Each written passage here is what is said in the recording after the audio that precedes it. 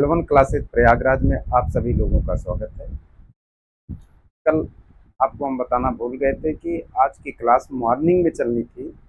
उसका कारण था कि मुझे शाम को मैं घर पर रहूँगा नहीं, तो आप लोगों के लिए हमने सोचा कि क्लास मिस ना हो, इसलिए मैं मॉर्निंग में पढ़ा दे रहा हूँ। ठीक, तो सभी लोग जल्दी से जुड़ चलिए। आज ही क्लास मॉर्निंग की चलेगी, उसके बाद आज शाम को क्लास नहीं रहेगी, तो कल से पुनः अपने टाइम पर ही क्लास चलेगी।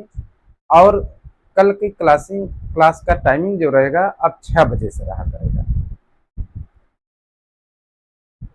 जो क्लास टाइमिंग कल से रहेगा वह सब लोग की 6 बजे से क्लास रहा करेगी, क्योंकि कॉलेज खुल गया है तो थोड़ा सा कॉलेज से आने में लेट हो जाता है।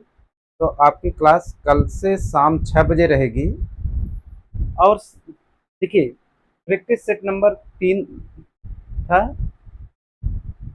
कल 2 हो गया था। आज हम लोग प्रैक्टिस सेट नंबर 3 करते हैं। देखिए, जो फीस है अभी आज मॉर्निंग है, तो आज तक शाम तक बने रहेगा ऐसा। कल से आपकी फीस बढ़ जाएगी, तो जो लोग एडमिशन लेना चाहते हैं वो जल्द से जल्द एडमिशन ले लें। यह ऑफर केवल आज तक है मात्र। ठीक, तो चलिए नेक्स्ट देखते हैं। पहला क्वेश्चन है कि आईआर स्पेक्ट्रम में अधोलिखित में कौन सा वी मैक्स के स्थान को प्रभावित नहीं करता। वाइब्रेशनल फ्रीक्वेंसी देखिए कौन सा प्रभावित नहीं करता। पहला है हाइड्रोजन बॉन्डिंग, दूसरा है mesomeric inductive and mesomeric effect, तीसरा है फर्मी रेजोनेंस, चौथा है डॉपलर प्रभाव। देखा जाता है तो हाइड्रोजन बॉन्डिंग या हमारा जो है वाइब्रेशनल फ्रीक्वेंसी पर इफेक्ट करता है, और इंडक्टिव एंड मेजोमेरिक जो इफेक्ट्स होते हैं यह भी हमारे वाइब्रेशनल फ्रीक्वेंसी को इफेक्ट करता है। और good morning Ansari ji. Inductive and mesomeric effect भी हमारा जो है इफेक्ट करता है वाइब्रेशनल। देखिए, वाइब्रेशनल फ्रीक्वेंसी को, जो हमारी वाइब्रेशनल फ्रीक्वेंसी होती है वह डायरेक्टली यह डिपेंड करती है, इस पर भी डिपेंड करती है, प्रेरणिक और मेजोमेरिक इफेक्ट पर भी प्रभाव, फर्मी रेजोनेंस पर भी प्रभाव डालती है। तो किस पर प्रभाव नहीं डालती, तो वह हमारा होता है डॉपलर प्रभाव। डॉपलर प्रभाव सब लोगों ने पढ़ा होगा, साउंड से आधारित है, साउंड पर आधारित है, इसलिए डॉपलर प्रभाव पर यह प्रभाव नहीं डालेगा। जो वेलोसिटी नहीं वाला क्वेश्चन फिजिक्स में पढ़ाया जाता है उस पर आधारित है। दूसरा क्वेश्चन कर रहा है कौन सा फास्फोरस सबसे ज्यादा सक्रिय होगा। रेड फास्फोरस की, बैगनी फास्फोरस की, सफेद फास्फोरस की, स्कारलेट फास्फोरस। जल्दी से आंसर दे दीजिए सभी लोग।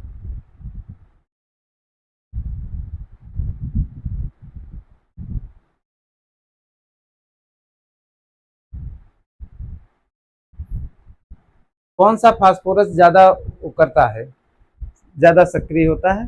तो जो देखिए ज्यादा सक्रिय फास्फोरस होता है वह हमारा सफेद फास्फोरस होता है। तो सही आंसर क्या हो जाएगा, सी ऑप्शन हमारा सही हो जाएगा। चलिए next question. Consider the following compound, निम्नलिखित यौगिकों को कंसीडर कीजिए। Which of the following arrangement in increasing order and their thermal stability of the correct. तापीय स्थायित्व के बढ़ने के क्रम में निम्नलिखित में कौन सा सही है।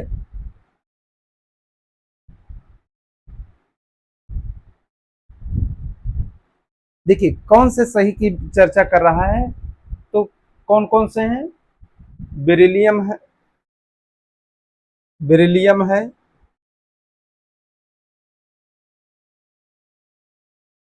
मैग्नीशियम है,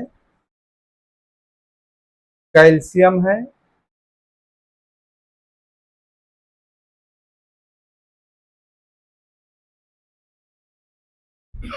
कैल्शियम है, कैल्शियम के जस्ट पहले आवर्त सारणी में ऐसे इनका स्थान होगा। तो यहां से देखिए ऊपर से नीचे बढ़ने पर कार्बोनेट की स्थिरता बढ़ती है। क्या होती है? कार्बोनेट की स्थिरता बढ़ती है। अगर कार्बोनेट की स्थिरता बढ़ेगी तो सबसे ज्यादा किसका कैल्शियम? तो लेफ्ट से राइट जाने पर घटती है। तो सबसे ज्यादा किसका हो जाएगा? पोटेशियम का, कैल्शियम का, फिर मैग्नीशियम का, तब बेरिलियम का। तो सबसे ज्यादा किसका होगा? पोटेशियम का होगा। तो पोटेशियम जिसमें होगा वही ऑप्शन, पोटेशियम के बाद कैल्शियम होगा, 313 होगा, और फिर मैग्नीशियम होगा, मैग्नीशियम 2 होगा। तो सही ऑप्शन क्या होगा? हमारा डी ऑप्शन सही है। चलिए नेक्स्ट क्वेश्चन देखते हैं। एक द्वितीय कोट की अभिक्रिया किसी अभिकारक की अधिकता के कारण प्रथम कोट की अभिक्रिया की तरह व्यवहार करती है। अभिक्रिया को क्या कहा जाता है? First order reaction, zero order reaction, second order reaction, pseudo first order reaction. कह रहा है कि एक द्वितीय कोट की अभिक्रिया है, किसी अभिकारक की अधिकता के कारण से क्या कर रहा है? किसी अधिक क्या कहा जाता है? अधिकता के कारण से कोई अभिक्रिया है, rate is equal to k है, concentration of A power B, this is concentration, कोटि कह रहा है 1 है। यदि कोई लार्ज एक्सिस में हो जाए, मान लिया जाए बी हमारा अधिक मात्रा में लिया जाए, तो रेट या फर्स्ट ऑर्डर रिएक्शन कोटि कितनी हो जाती है? फर्स्ट ऑर्डर रिएक्शन हो जाती है। तो कह रहा है इस अभिक्रिया को क्या कहा जाता है? तो देखिए इस अभिक्रिया को हम लोग क्या कहते हैं? छद्म अभिक्रिया, सूडो फर्स्ट ऑर्डर रिएक्शन। ऐसी अभिक्रियाएं जो देखने में कुछ लगे, किसी एक अभिकारक की उपस्थिति में उनकी कोटि चेंज हो जाती हो, उसे हम क्या नाम देते हैं?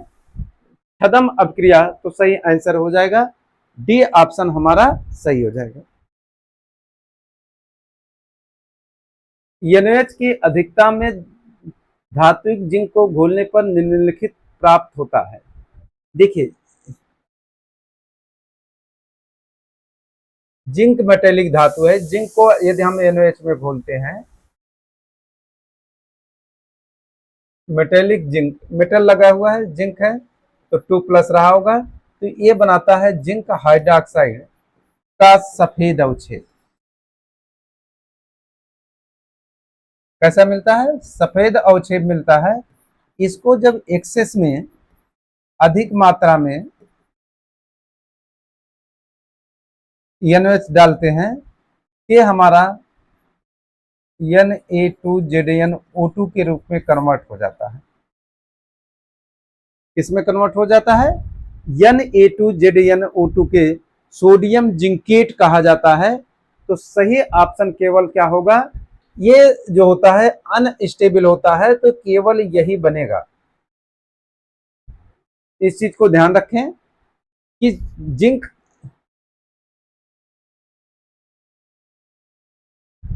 सफेद अवक्षेप तो मिलता है, लेकिन यह सफेद अवक्षेप क्या होता है?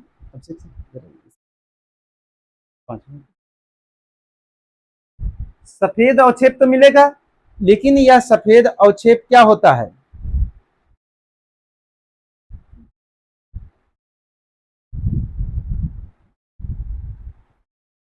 जरा देखिए, बचेगा है ही नहीं है। यह हमारा क्या हो जाता है? डिजॉल्व होता जाता है और सोडियम जिंकेट में कन्वर्ट हो जाता है। किसमें कन्वर्ट हो जाएगा? जिंक हाइड्रोक्साइड बचा ही नहीं रह पाएगा। ये किसमें कन्वर्ट हो जाएगा? सोडियम जिंकेट में। NaOH की अधिकता, अधिकता है तो एकदम नहीं मिलना चाहिए।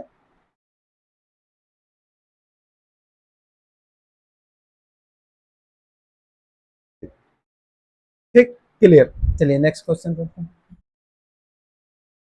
मैच करिए इनके इक्वेशन को। गैस ला गैलिलियो का नियम होता है, थ्योरी ऑफ रिलेटिविटी आइंस्टीन की है, नर्स इक्वेशन इसका होगा, लाइट ऑफ थ्योरी प्लांक्स होगा, ए 1 सेकंड की बी थर्ड, अर्थात पहला ही ऑप्शन हमारा सही है। नेक्स्ट कह रहा है, निम्नलिखित युग्मों में कौन से ऐसे युग्म हैं जिनमें इलेक्ट्रॉनों की संख्या समान है। देखिए, स्कैंडियम का 21 होता है, इसका 22 होता है, तो इसमें 18 इलेक्ट्रॉन होंगे, इसमें भी 18 होंगे, अर्थात ये ऑप्शन तो पहले गलत हो गया। मैग्नीज 25 होता है, आयरन इसमें मैग्नीज 25, आयरन 26, इसमें 23, इसमें 24, अर्थात जिसमें 2 होगा वह सभी ऑप्शन हमारे गलत हैं, अर्थात ये भी गलत हो गया। अब आयरन में देखिए 26 होते हैं और कोबाल्ट में 27, इसमें घट 2 प्लस निकलेंगे 24, इसमें भी 24। कापर में इसको कापर प्लस होना चाहिए, कापर प्लस में 28 इलेक्ट्रॉन, इसमें जिंक में भी 28, इसमें 28, इसमें सही ऑप्शन क्या होगा 1, 3 एंड 4, अर्थात बी ऑप्शन हमारा सही होगा।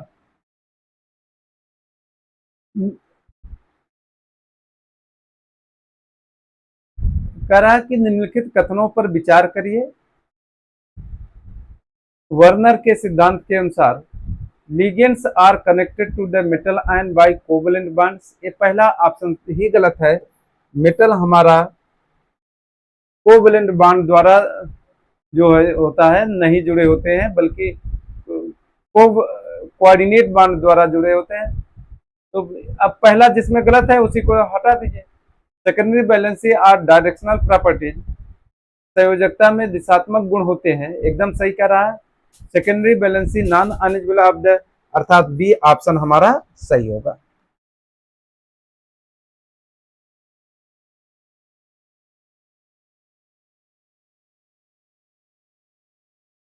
कह रहा है कि सेल अभिक्रिया दी गई है, इनमें आपको आइडेंटिफाई करना है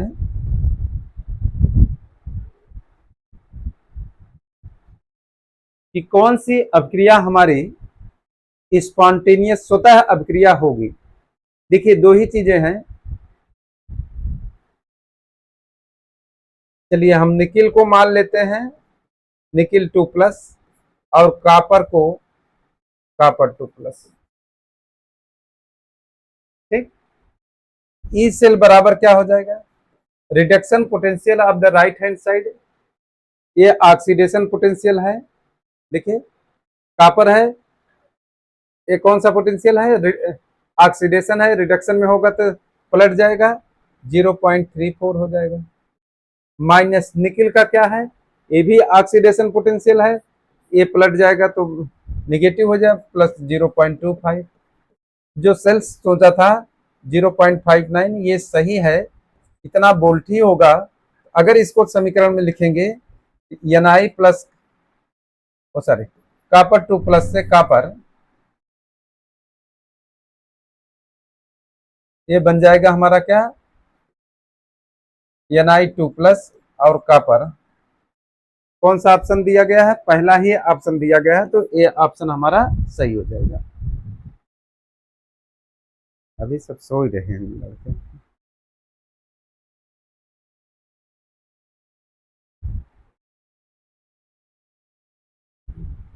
निम्नलिखित में कौन सा जिगलर नाटा के नाम से जाना जाता है।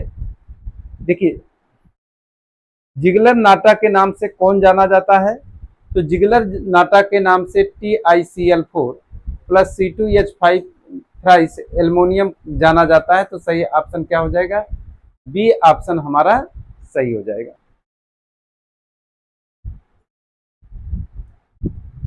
ग्यारह का रहा लिथियम तथा मैग्नीशियम के विकर्णीय संबंध के जिम्मेदार का कारण निम्न में कौन सा है। जल्दी से बताइए।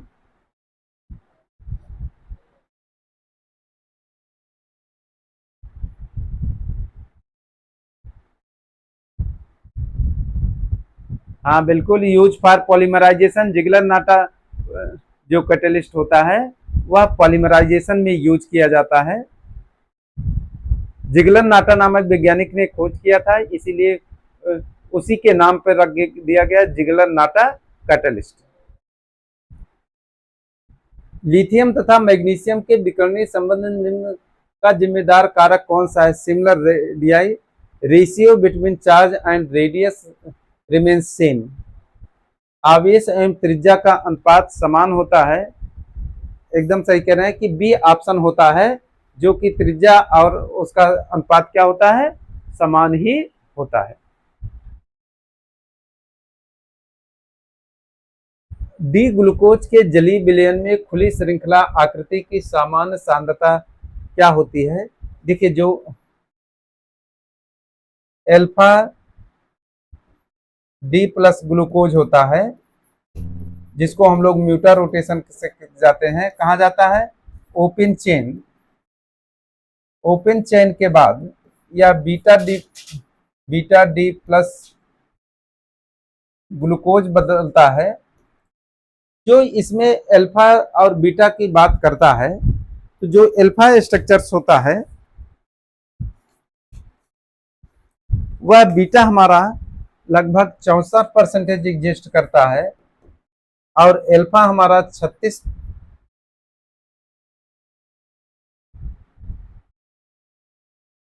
लगभग 36% से थोड़ा कम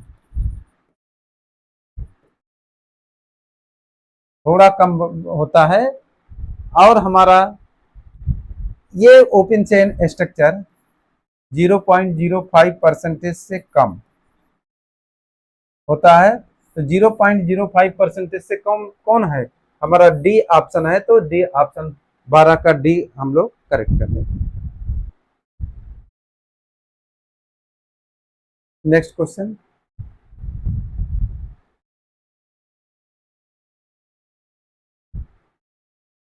कह रहा है परमाणु क्रमांक, पोटेशियम का परमाणु क्रमांक 19 और मैग्नीज का परमाणु क्रमांक 25 है। जितेंद्र कुमार, ठीक है, निश्चित भाई डी ही होगा। जल्दी से इसका बता दीजिए।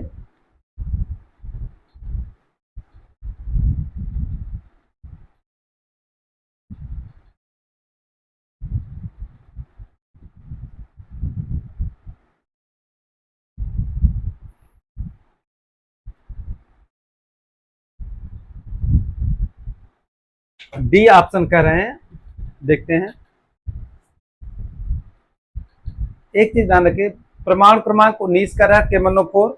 जो मैग्नीज होते हैं, देखिए KMnO4, K2Cr2O7,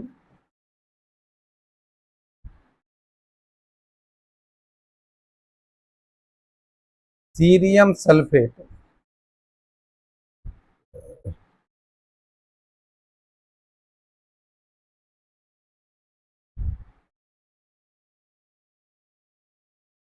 ये सभी हमारे चार्ज ट्रांसफर के कारण से ही कलर शो करते हैं। इनमें कोई भी अयुग्मित इलेक्ट्रॉन होता ही नहीं।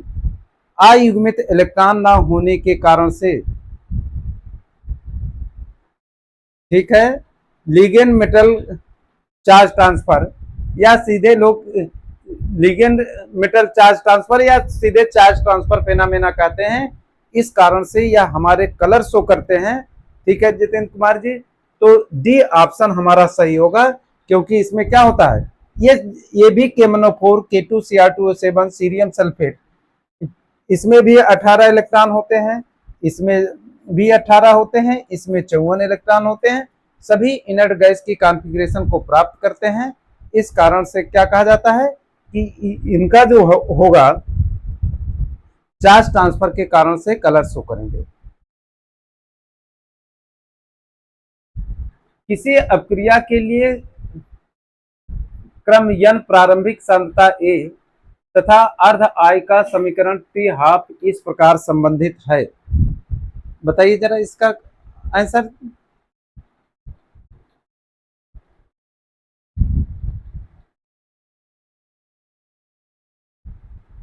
जल्दी बता दीजिए आप लोग।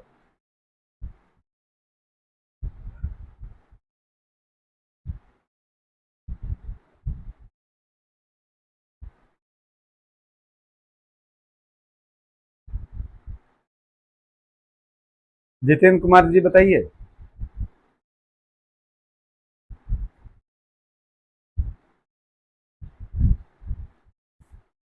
जल्दी से बताइए।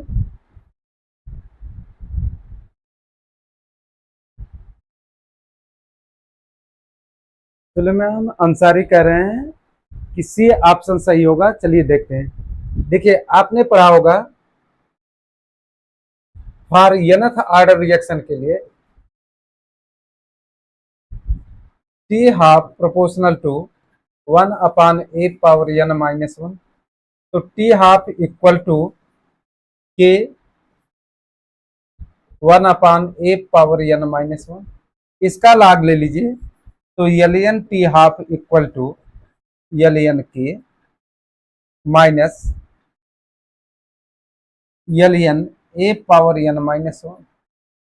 This value equal to ln k minus n-1 ln a। कौन सा ऑप्शन सही है? यह हमारा सी वाला ऑप्शन सही है कि अरे सॉरी, यहां देखिए ln टी हाफ बराबर, हाँ नहीं ठीक तो है, ln सही है। यहां पर ln भी होना चाहिए। ln टी हाफ बराबर ln constant n-n,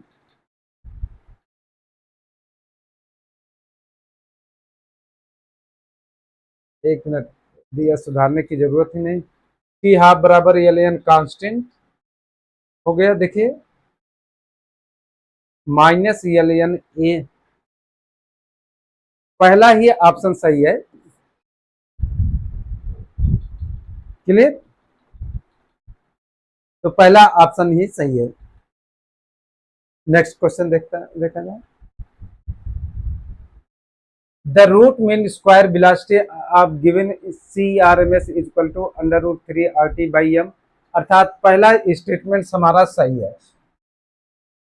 the form of van der Waals equation for n mole of non ideal gas P plus A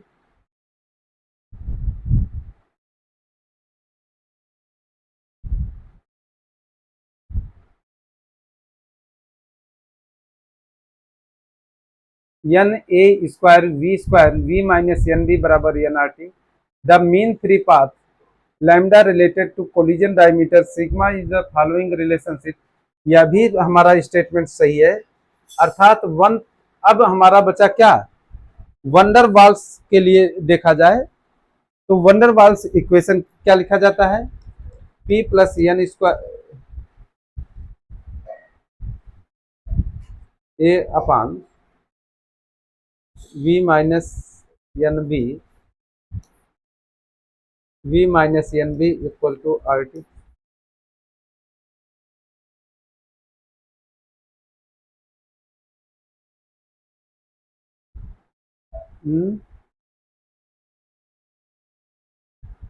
जरा वंडर वाल्स इक्वेशन क्या होता है?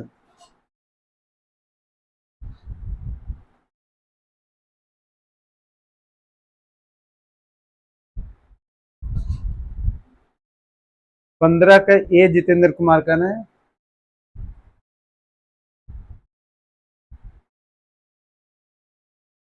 Van der Waals equation for n moles of ideal gas.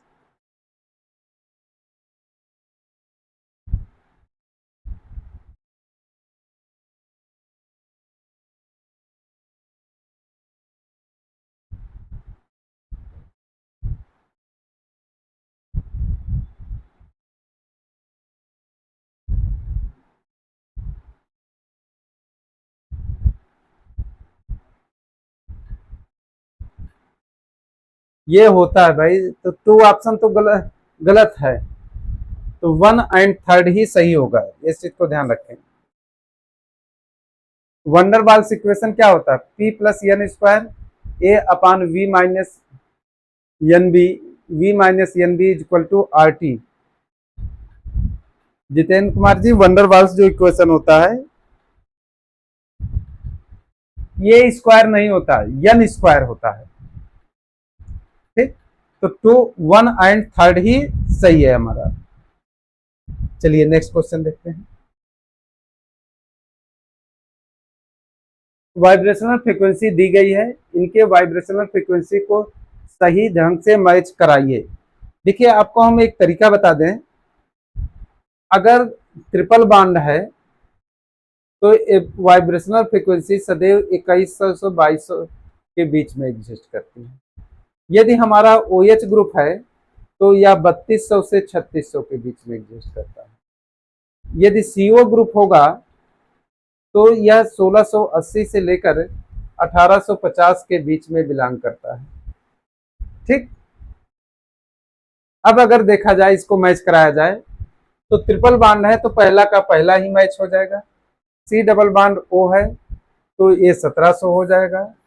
अब aromatic CH stretching जो होती है benzene ring की, ये CH स्ट्रेचिंग इसकी चर्चा, सॉरी इसकी चर्चा कर रहा है, इसकी जो वैल्यू होती है लगभग 3900 से 3200 के बीच में होती है बेंजीन की। तो कौन सा होगा? इसका तो यही सही है, तो फिर इसका सभी सीक्वेंस में मिले हुए हैं, अर्थात 1 2 3 4 डी ऑप्शन हमारा सही होगा। क्लियर? चलिए नेक्स्ट क्वेश्चन देखते हैं। The boiling point of 3 isomeric pentanes 1, 2 and 3 are, एक का 9.5 सेंटीग्रेड दे रहा है, दूसरे का 280 सेंटीग्रेड, तीसरे का 360 centigrade. 1 2 3 are respectively represented neopentane, isopentane, n pentane, isopentane, neopentane. बताइए जल्दी से।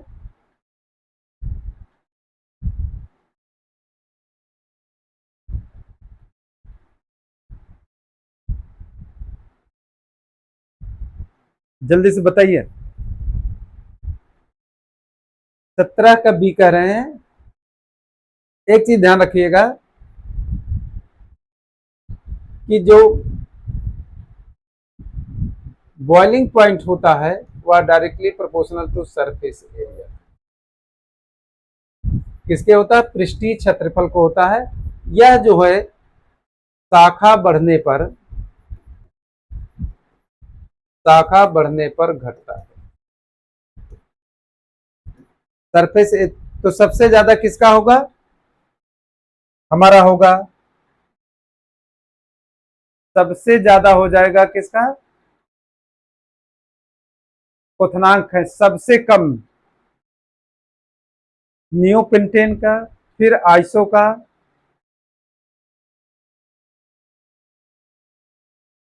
तो हमारा कौन सा हो जाएगा?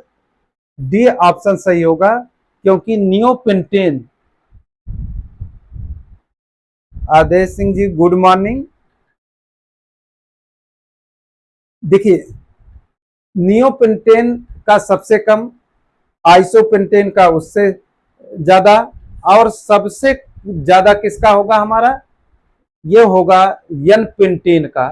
क्यों? क्योंकि इसमें कोई शाखा नहीं है, कोई शाखा ना होने के कारण से यह हमारा सबसे ज्यादा बॉइलिंग पॉइंट इसी का होगा, और सबसे कम नियोपेंटेन का होगा। नियोपेंटेन क्यों? क्योंकि नियो जो पेंटेन होता है, देखिए CH3 CH3 CH3 CH3, यह हमारा नियोपेंटेन है।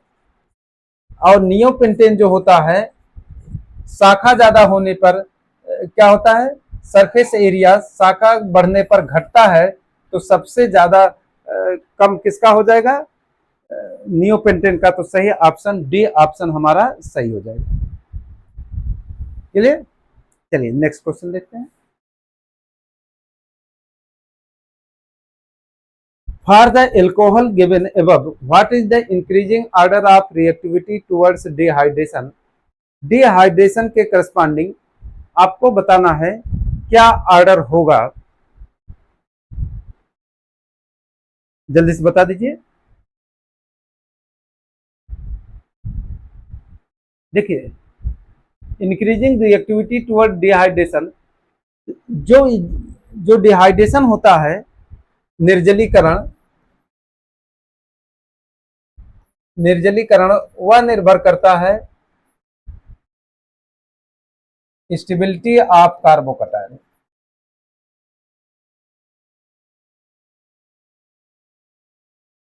यहां पे देखा जाए तो यह जब देगा ए प्लस बनेगा OH, या अनुनाद शो करेगा, अनुनाद शो करने के कारण से ज्यादा स्टेबल होगा। यह भी हमारा क्या करेगा, इस तरीके से देगा, यह हमारा देगा सबसे कम स्थिर, सबसे कम स्थिर। क्यों? क्योंकि अनुनाद नहीं, अनुनाद नहीं, नहीं, इसमें दो डबल बॉन्ड्स हैं, इसलिए इसकी स्टेबिलिटी सबसे ज्यादा होगी, सबसे अधिक स्थिर।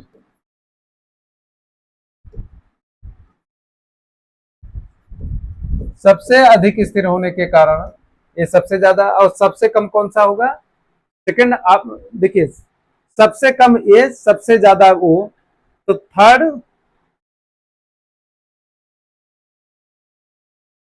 सबसे ज्यादा थर्ड,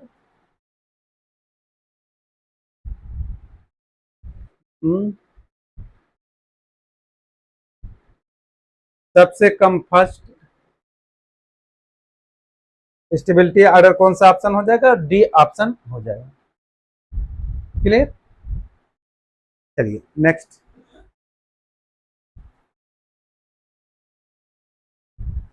नीचे दिए गए सूची को से सुमेलित कीजिए और सूचियों के नीचे कोटों का प्रयोग करके सही उत्तर का चयन कीजिए। ये होता है डेल डेल टी और डेल जी अपान डेल टी, ए माइनस एच अपान टी स्क्वायर होता है। डेल टी और डेल पी एट कांस्टेंट ए म्यूजेटी होता है। देखिए, मिल जाए तो ठीक है, नहीं तो फिर आगे बढ़ते हैं। ए का 4 कहीं दिया गया है, ठीक है। बी का 1, ओ बिना तीसरे के मिलाए डीजी है। G is equal to H minus T S होता है, तो एच इक्वल टू क्या होगा, देखिए ई प्लस पी वी होता है, माइनस टी एस हो जाएगा। डीजी इक्वल टू, या सीधे याद कर लीजिए, डीजी इक्वल टू होता है VDP minus S D T. इसका पूरा डेरिवेशन करने से अच्छा है आपको इस तरीके से याद होना चाहिए। टी इक्वल टू कांस्टेंट, तो डेल जी और del P at constant T is equal to V हो जाएगा। कोई दिया गया है, डेल जी और del P at constant T equal to V, तो ये निश्चित रूप से इसका होगा। तो सी का 2 दिया गया है, अर्थात हमारा ऑप्शन नंबर कौन सा दिया गया है, बी ऑप्शन हमारा दिया गया है।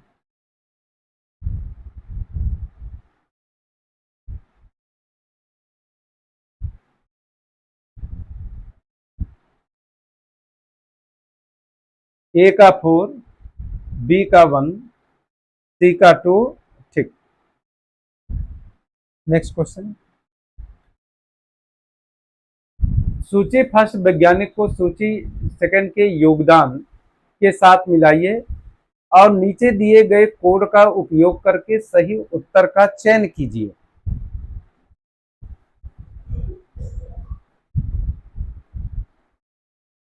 सुलेमान अंसारी,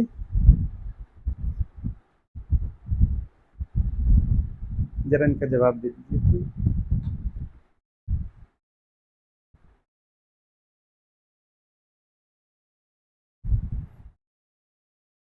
देखिए, माइकलिज मिल्टन, आर्हीनियस, आयरिंग, आइंस्टीन, माइकल मेंटेंस ने दिया था एंजाइम कैटलिस्ट।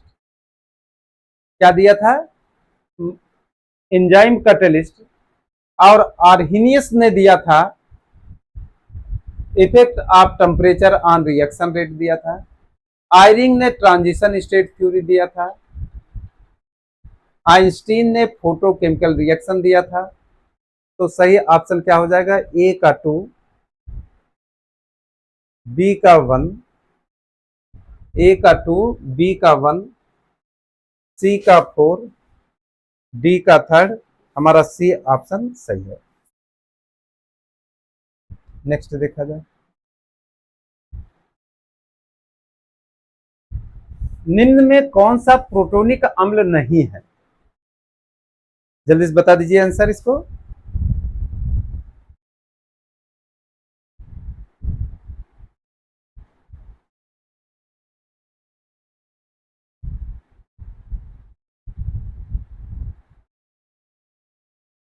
जल्दी से बताइए।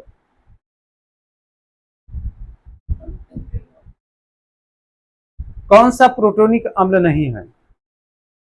देखिए,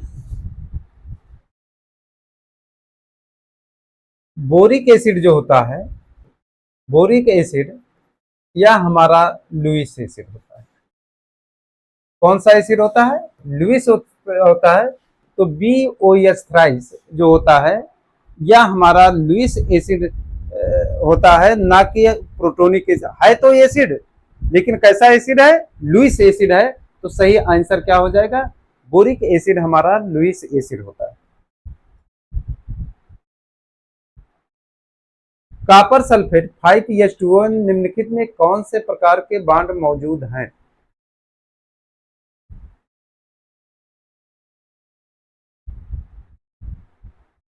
पहला है इलेक्ट्रोवलेंट, कोवलेंट, कोऑर्डिनेट।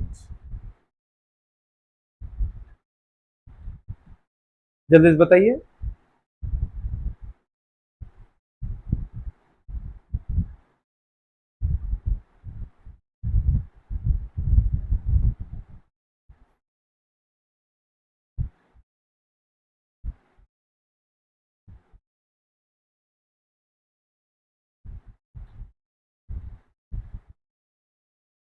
देखिए, इलेक्ट्रोवलेंट, कोवलेंट, कोऑर्डिनेट। जल्दी से बताइए आंसर सभी लोग। देखिए, कॉपर सल्फेट जो होता है, कॉपर और SO4 के बीच में हमारा इलेक्ट्रोवलेंट होता है। 5S2 में कोऑर्डिनेट बॉन्ड होता है जो SO4 होता है। देखिए, ये इसमें जो होते हैं, इसमें हमारा कोऑर्डिनेट बॉन्ड भी प्रेजेंट होता है। इसमें क्या होता है? कोऑर्डिनेट बॉन्ड भी प्रेजेंट होता है। 4 ऑक्सीजन का है, तो इसमें कौन सा हो जाएगा? सभी बॉन्ड प्रेजेंट हो जाएंगे, अर्थात 1, 2 एंड 3 सभी ऑप्शन हमारे सही होंगे। इलेक्ट्रोवलेंट भी होगा, कोवलेंट भी होगा, और कौन सा होगा? कोऑर्डिनेट बॉन्ड भी होगा। नेक्स्ट क्वेश्चन, निम्नलिखित में कौन सा सबसे स्थिर और सबसे अस्थिर ऑक्सोनियम आयन है? आपको इसमें आइडेंटिफाई करना है कौन सबसे कम और कौन सबसे ज्यादा है। जल्दी से बता दीजिए। इनमें सबसे स्थिर और सबसे कम स्थिर।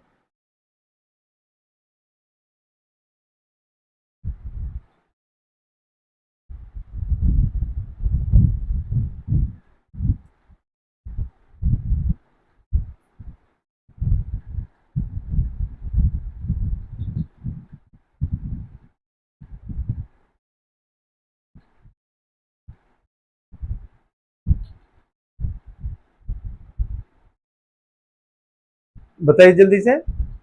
देखिए, ये सबसे ज्यादा अनुनाद शो करेगा। क्या शो करेगा? अनुनाद। ऐसे देखिए, Cl का स्ट्रक्चर, Cl हो गया, O- हो गया, double bond, double bond, double bond. ठीक।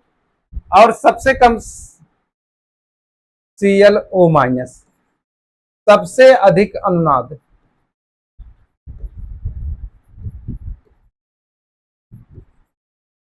सबसे कम अनुनाद।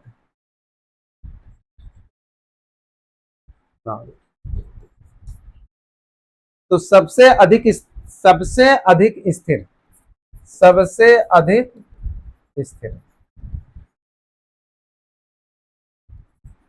सबसे कम स्थिर, कम स्थिर। इसका जो कॉन्जुगेट होगा HClO4, सबसे अधिक अम्लीय, अम्लीय। इसका जो कॉन्जुगेट एसिड होगा HClO, सबसे कम एसिडिक, कम अम्लीय। तो सही आंसर क्या हो? सबसे स्थिर कौन सा होगा? 4 होगा। और सबसे कम कौन होगा? ए होगा। तो सी ऑप्शन हमारा सही हो जाएगा। क्लियर? चलिए,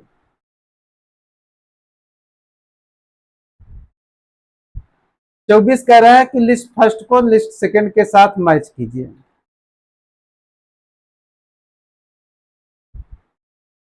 गिब्स फेज रूल देखिए, जो आसानी से आ रहा है उसको मिला लिए। This is your Gibbs phase rule है। Kirchhoff equation DH equal to CDT है। कोलराउस लॉ ये है, तो पहला का पहला ही है। आर्नियस डिसोसिएशन लॉ, तो ए का 1, बी का 4, ये दोनों तो खत्म हो गए। ए का 1, बी का 4, सी का 3, डी का 2, तो हमारा कौन सा ऑप्शन होगा? डी ही ऑप्शन सही है। नेक्स्ट क्वेश्चन,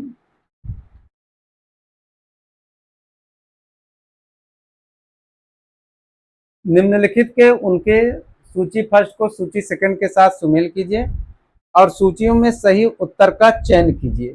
चलिए देखते हैं यहां से। ये तीर का निशान है।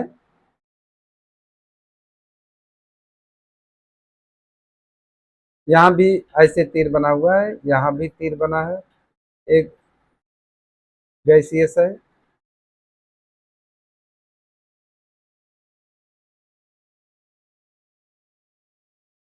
डेल्टा एन यहां निकाल लीजिए। डेल्टा एन का मान कितना हो जाएगा? एक गैसियस मालिक्यूल, दो गैसियस, 0 हो जाएगा डेल्टा एन। यहां डेल्टा एन का मान कितना हो जाएगा? देखिए, 2 2 माइनस 2, 4, दिस इक्वल टू -2।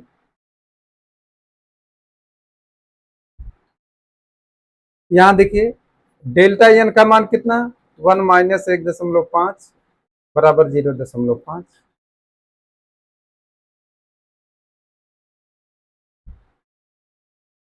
ये सॉलिड है, सॉलिड का कंसीडर नहीं किया जाए। ये गैस गैस है, तो यहाँ डेल्टा एन बराबर कितना आ जाएगा? 1.5 माइनस 1 बराबर 0.5। ठीक, चलिए मैच करा दीजिए। डेल्टा एन 0, तो RT पे पावर 0 थर्ड का जाएगा। डेल्टा एन बराबर -2, तो क्योंकि इधर देखिए Kp बराबर Kc RT पे पावर डेल्टा एन होता है। डेल्टा एन बराबर होता है Np माइनस NR, किसमें? गैसीय अवस्था में। तो Kp अपान Kc बराबर क्या हो जाएगा? RT पे पावर डेल्टा एन हो जाएगा। अब बचा 0.5, ओ सॉरी, यहाँ -0.5 है, तो ये कहाँ जाएगा? इसको चला जाएगा। ये लास्ट वाला चला जाएगा कहाँ? 2 को। तो ए का 3, बी का 4, सी का ए का 4th, ए का 3rd, बी का 4th, सी का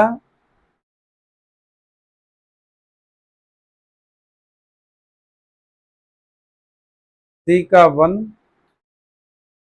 इसको सुधार लीजिए, इसे 1 कर लीजिए, इसे 2 कर लीजिए।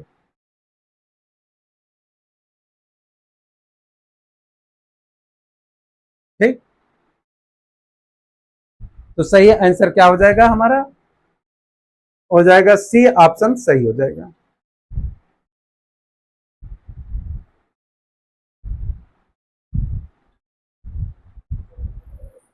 Rohit Yadav ji good morning. चलिए, फंक्शन साई स्क्वायर है।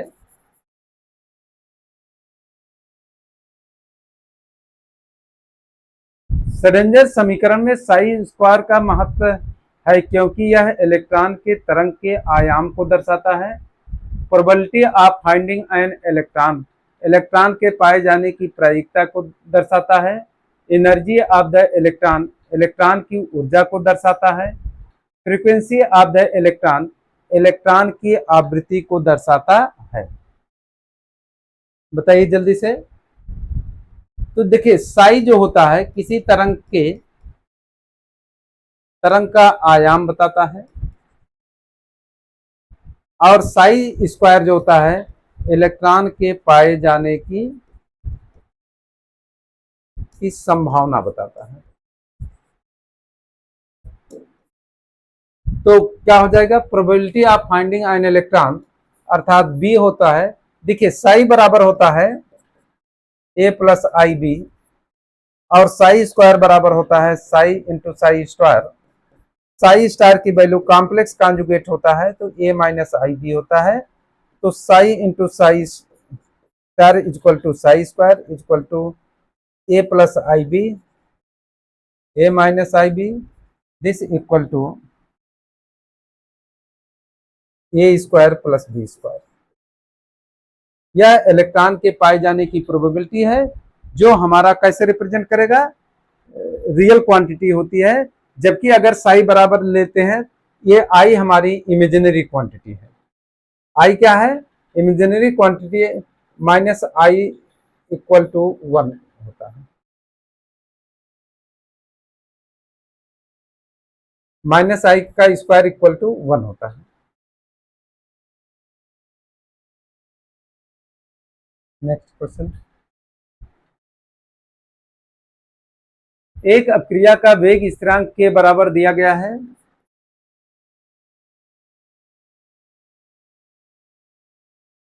आरटी द्वारा व्यक्त किया जाता है।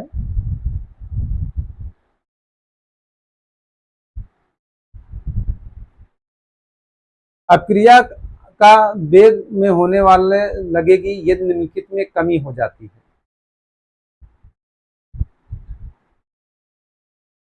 The rate constant of reaction expressed as K is equal to the reaction will be occur more rapidly if the decrease in the following।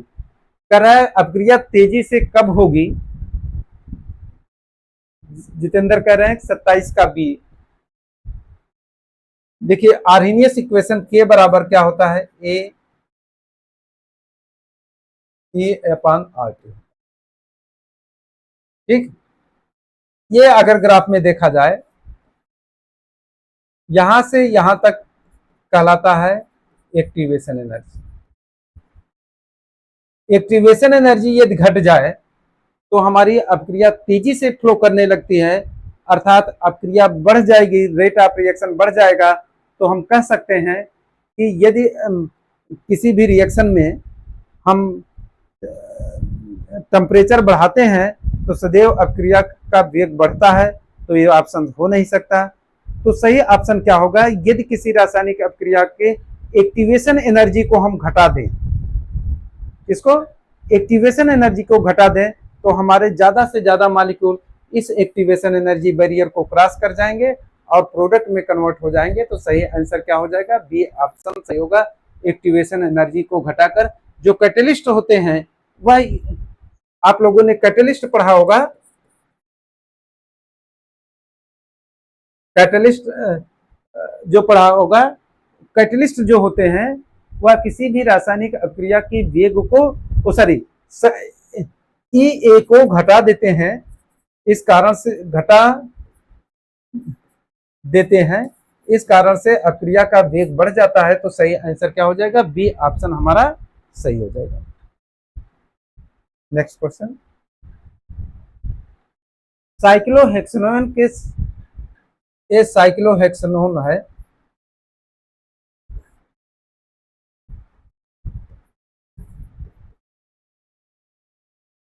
पूछ रहा है कि हीट का निशान क्या प्रोडक्ट बनेगा, जल्दी से बताइए दीजिए।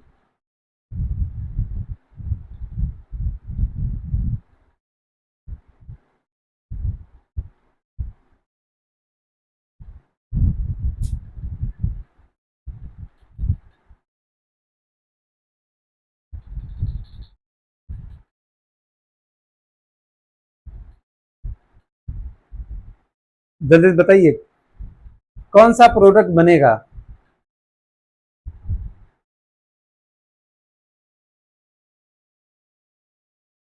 नहीं याद आ रहा है? यह एल्डाल कंडेंसेशन है। आपको हम बता दें, देखिए अगर इसे OH माइनस दिया जाएगा तो ये कार्बोनिल अल्फा हाइड्रोजन, ये अल्फा कार्बन है, यहाँ का H निकल जाएगा और इसे अनदर संघनन है तो ये कहाँ अटैक करेगा? कार्बोनिल के कार्बन पर। तो क्या बन जाएगा? देखिए इसमें तो कोई चेंजेज नहीं होगा, ये कहाँ अटैक करेगा? ये बनेगा स्ट्रक्चर, O माइनस हो जाएगा। क्लियर? इसको दे दीजिए H प्लस दे दीजिए, तो क्या बन जाएगा? देखिए ये बन जाएगा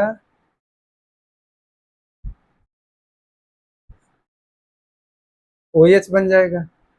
इसको हीट कर दीजिए, इसका H इसका OH, इतना वाटर मॉलिक्यूल्स निकल जाएगा। तो क्या बन जाएगा? देखिए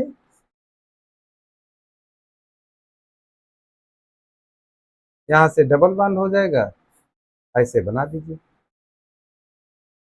कोई स्ट्रक्चर इस तरीके से है?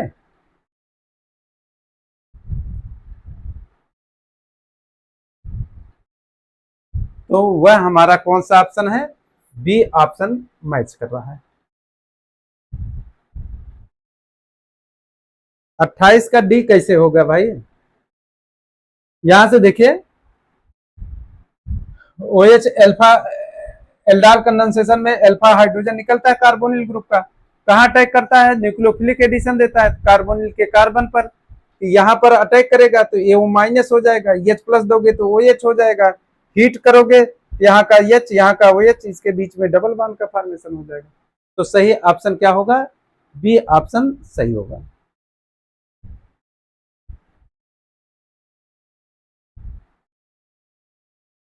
सूची फर्स्ट को सूची के सेकंड से मिलाइए और सूचियों के नीचे दिए गए कोड का प्रयोग करके सही उत्तर का चयन कीजिए।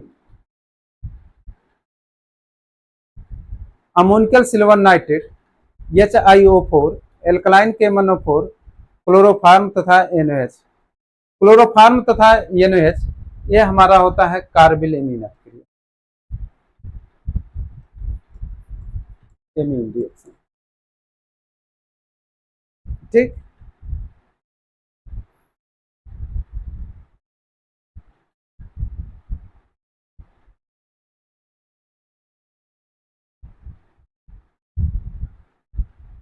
अमोनिकल सिल्वर नाइट्रेट ये आता है, ये CHO ग्रुप में कन्वर्ट करता है, किसमें? COH में।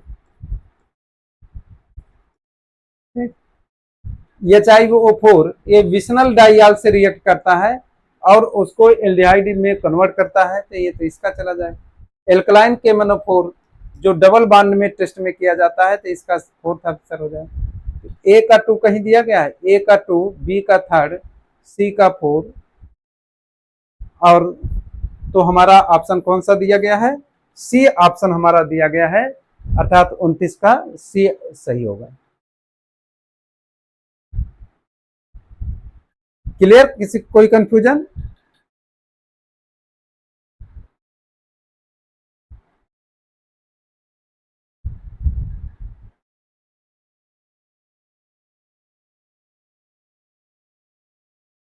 30 नंबर करा, boron is approximately sp3 hybridize, BH bond angle is 180 degree.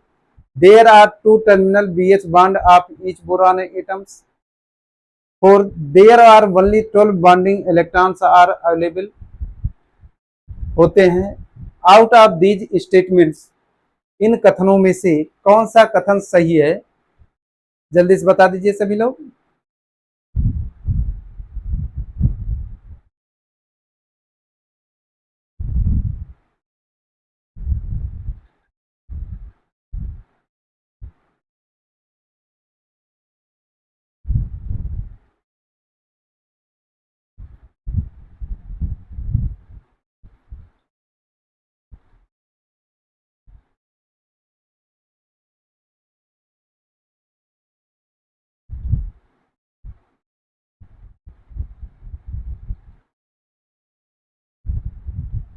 Three का B.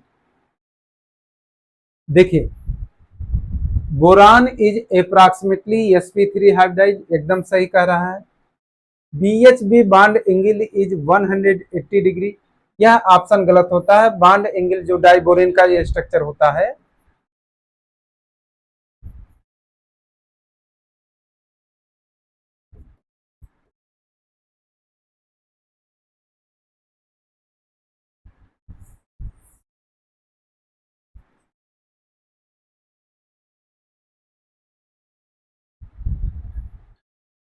There are two terminal BH bond for each boron atom. Two terminal bonds हैं, ये टर्मिनल बॉन्ड्स कहलाता है. ये तो स्टेटमेंट्स पूरे सही है.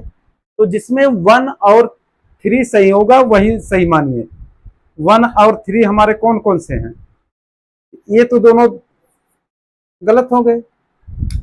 अब 1 3 तो सही है. अब कौन सा? अब हमारे पास या हो गया कंफर्म 12 बॉन्डेड इलेक्ट्रॉन है. देखिए यहां से कितना होगा? 2 इलेक्ट्रॉन, 2 4, 2 3 6, 2 4 8, 2 5 10, 2 6 12. तो ये भी स्टेटमेंट सही है. तो सही आंसर क्या हो जाएगा? 1 2 एंड 4. तो 1 1 3 एंड 4, अर्थात डी ऑप्शन हमारा सही होगा.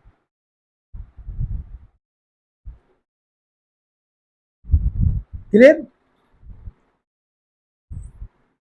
इधर देखिए, ये हमारा 1 3 एंड 4 आर, क्योंकि ये बॉन्डिंग 180 डिग्री नहीं होता बल्कि 100 लगभग 20 डिग्री के बराबर होता है. क्लियर?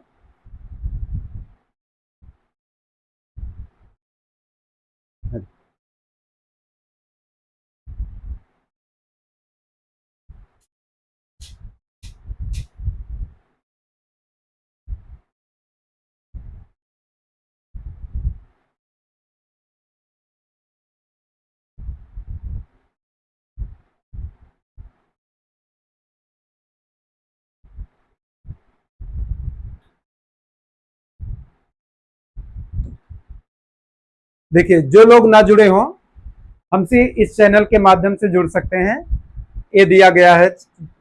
यूट्यूब से जुड़ना चाहते हैं तो यूट्यूब से जुड़ जाइए, और टेलीग्राम चैनल पर इस पर भी जुड़ सकते हैं, 11 क्लासेस प्रयागराज के नाम से. और साथ में आपको बता दें,